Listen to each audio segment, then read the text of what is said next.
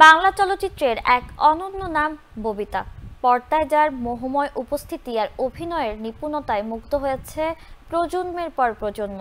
আজ ৩০ জুলাই কিংবদন্তি এই অভিনেত্রীর জন্মদিন। ১৯৫৩ সালের এই দিনে বাগেরহাট জেলায় জন্মগ্রহণ করেন তিনি। চলতি মাসের শুরুতে একমাত্র ছেলে অনিকের সঙ্গে সময় কাটাতে কানাডায় গেছেন ববিতা। জন্মদিনেও তাই প্রিয়জনদের ছেড়ে দূরপ্রবাসী কাটছে তার সময়।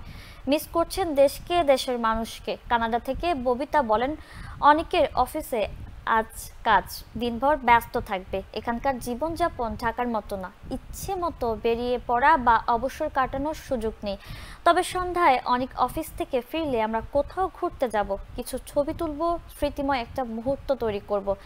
এভাবেই কেটে যাবে এবারের জন্মদিন। তিনি আরও বলেন, দেশের সবাইকে ভীষণ মিস করছি।